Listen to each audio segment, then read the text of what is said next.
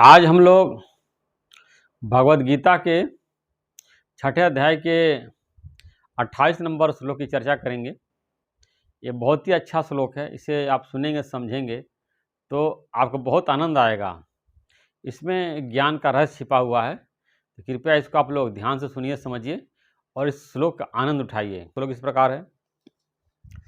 वह पाप रहित योगी इस प्रकार निरंतर आत्मा को परमात्मा में लगाता हुआ सुखपूर्वक पौर ब्रह्म परमात्मा की प्राप्ति रूप अनंत आनंद का अनुभव करता है। तो यहाँ भगवान बता रहे हैं वह पाप रहित योगी।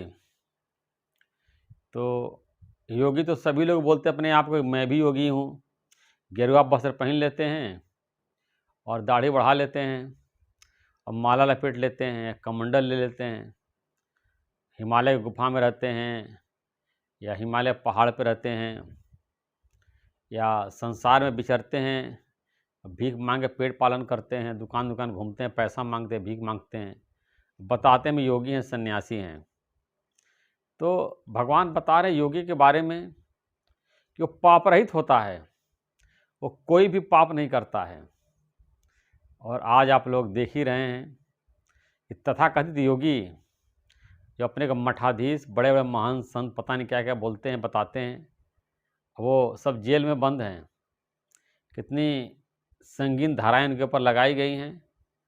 इस धरती का जो महान से महान जो अपराध उन्होंने किया है और बड़े से बड़े जो कानून, जो 302 हत्या का, परस्त्री गमन, चोरी का, फ्रॉड का, सब कुछ, कोई ऐसा जो आपराधिक कृत्य नहीं है जो वो लोगों ने न किया हो।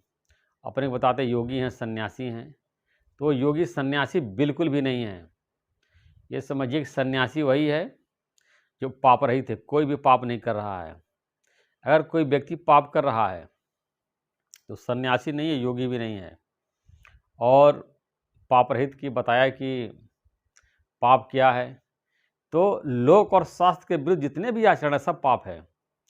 शास्त्र में जो भी निषेध बताया गया है कि नहीं करना चाहिए, योगी के लिए तो शास्त्र भी लागू होता है। संसारिक लोगों के ऊपर केवल संसारिक कानून लागू होते हैं। जो बोल रहा है कि मैं साधु हूँ, सन्यासी हूँ, योगी हूँ, तपस्वी हूँ, अपने को मठाधीश बोल रहा है, तो उसके बाद शास्त्र के कानून भी लागू होते हैं। उसको शास्त्र की मर्यादा में रहना है। तो जो भी शास्त्र में निषेध बताए गए उसको नहीं करना है, और समाज में जो भी निषेध बताया गया है कानून के अनुसार जो भी गलत है वो भी नहीं करना है, तब वो पाप रहित है। किसी प्रकार छल नहीं करना है, किसी को धोखा नहीं देना है, किसी को सताना नहीं है, किसी को ठगना नहीं है, किसी को ऊंची आवाज़ में बात नहीं करना है, अहंकार नहीं करना है, घमंड नहीं करना है, लोभ नहीं करना धन का। सब हजारों ऐसी बातें हैं। जब मन से उस अवगुण निकल जाते हैं तब मन शुद्ध होता है, शांत होता है।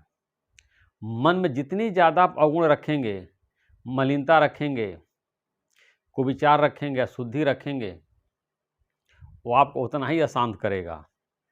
तो यहाँ बता रहे हैं कि निरंतर आत्मा को परमात्मा में लगाता हुआ। आपका आत्मा परमात्मा में तभी लगेगा जब आपका मन पूरी तरह से शुद्ध हो गया है। अगर मन मलिन है, मन में पाप भरे पड़े हैं, हिगड़ी सिगड़ी, हेरा फेरी, मेरा तेरा, मैं तू, मैं सबसे ऊपर, सबसे श्रेष्ठ, मुझसे आगे कोई नहीं निकलने पावे, पहला नंबर मैं ही रहूं, इस तरह की अगर आपके अंदर भावना है, ये सब पाप है। दूसरे को नीचा दिखाना, दूसरे को छोटा करना, दूसरे को टांग खींचना, ये सब जो है ये सब पाप की कैटेगरी में आता है। केवल पाप नहीं है, केवल चोरी कर दिया पाप है, तो थप्पड़ मार दिया पाप है, पर स्त्री गमन आपने किया वो पाप है नहीं। अगर आप अपने मन में किसी के प्रति खराब भावना भी रखते हैं वो भी पाप है। केवल मुख से बात नहीं होती है, ये माइंड से भी बात होती है। आप जो भी मन में सोचते हैं आपकी भावना अगले तक जाती है और सोचता है कि मेरे प्रति कैसी भावना रखते हैं, कैसा सोच रखते हैं। आपकी नफरत की भावना भी अगले के अंदर जाती है, आपके प्रेम की भावना भी अगले के अंदर जाती है। तब मन में किसी के प्रति भावना भी रखेंगे खराब तो संकल्प विकल्प चलेगा, आपका मन अशुद्ध करेगा। इसलिए मन में कोई भी खराब विचार आप मत करिए। अपने घर में क्या रखते हैं, अब बदबू वाली चीज़ घर में रखेंगे तो बदबू नहीं करे, तुरंत निकाल के फेंकते हैं, अरे बदबू करेगा ये, कुछ खाना जैसा सड़ा जाता है, कोई ख़राब चीज़ घर में होती है, जिनके घर में छोटे-छोटे बच्चे खेलते हैं, पोटी करते तुरंत पोटी बाहर फेंकते हैं कि बदबू करेगा, सुसु करता तुरंत बाहर फेंकते हैं। तो मन में गंदे विचार क्यों आप रखते हैं? किसी से द्वेष क्यों रखते हैं? किसी से नफ़रत क्यों रखते हैं? ईर्ष्या क्यों रखते हैं? वो आपको मलिन करेगा, आपको दुखी करेगा, परेशान करेगा, आपको आनंद का मज़ा नहीं लेने देगा, आपको हँसने नहीं देगा, आपको खुश नहीं होने देगा। तो भगवान बता रहे हैं कि इस प्रकार जब पाप रहित हो जाता है, तो अपने आत्मा को परमात्मा में लगाता है। अब आत्मा को परमात्मा में कैसे लगाएँ? अपने को आत्मा और परमात्मा दोनों एक ही है। आत्मा परमात्मा दूर रहे बहुकाल, सुंदर मेला कर दिया जब सद्गुरु मिले दलाल।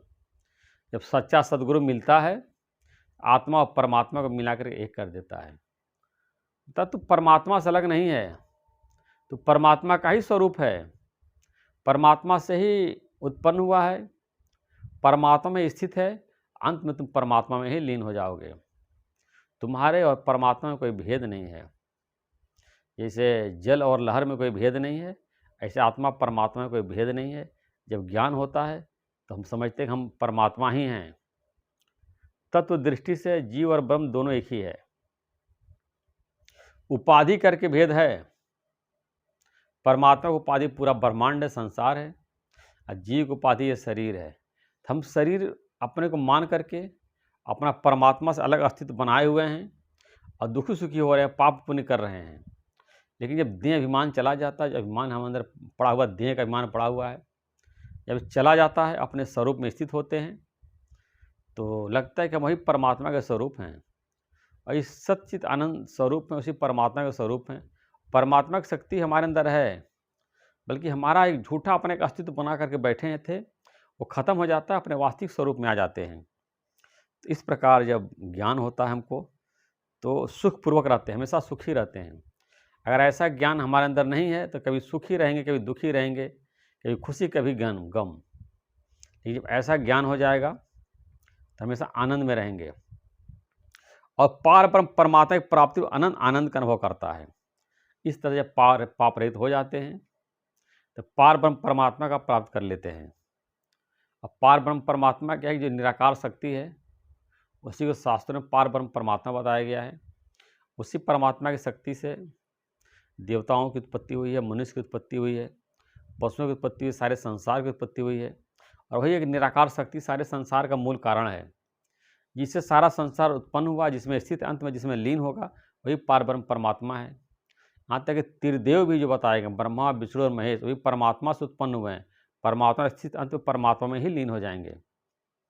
परमात्मा ने ही ब्रह्मा जी को उत्पन्न किया कि तुम सृष्टि पैदा करोगे, बढ़ाओगे। विष्णु भगवान को उत्पन्न किया कि तुम सबको जो है पालन करोगे। शंकर भगवान को उत्पन्न किया कि तुम सबको संहार करोगे। सारे देवी देवताओं की रचना परमात्मा ने ही की है। सारे सृष्टि की रचना ब्रह्मा जी के रूप में भगवान ने ही किया है। विष्णु भगवान के रूप में परमात्मा ही पाल रहे हैं। शंकर भगवान के रूप में वही परमात्मा ही सबको संहार कर रहे हैं। और हम सबके अंदर भी परमात्मा ही विराजमान है। सारे सृष्टि की रचना करके परमात्मा जो है सबके भीतर प्रवेश कर गए हैं और कोई भी परमात्मा से अलग नहीं है। और जब तक अपन अलग अस्तित्व बना करके बैठे हैं, इसी को अहंकार बोलते हैं। परमात्मा से कुछ भी अपने आप को अलग मानना, अपना अस्तित्व बनाना, यही अहंकार है। जब अपना अहंकार हम मिटा देते हैं, अपना अलग अस्तित्व जो बना करके बैठे हैं, इसको ख़त्म कर देते हैं, तो हम वही परमात्मा के स्वरूप हो जाते हैं और आनंद की प्राप्ति होती है।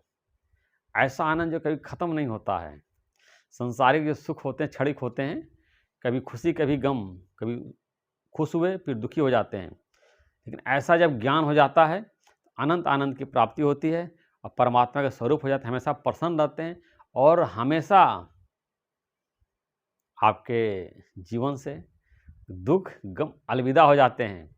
कभी सपने में भी आपके दुख नहीं आएगा।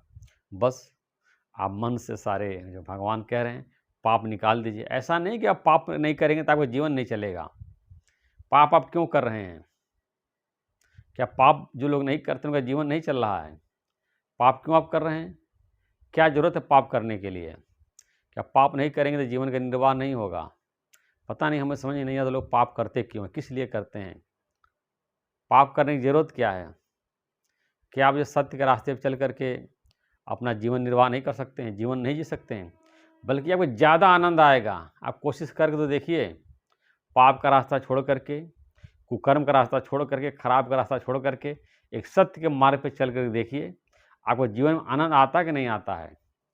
आनंद हमारे जीवन में इसलिए नहीं आ रहा है, हम पाप के रास्ते पे चल रहे हैं, पाप कर्म में प्रवृत्त हैं और मन में पाप भरा हुआ है, जिसके कारण जो है बदबू हमारे अंदर आ रही है और जीवन का आनंद नहीं ले पा रहे हैं।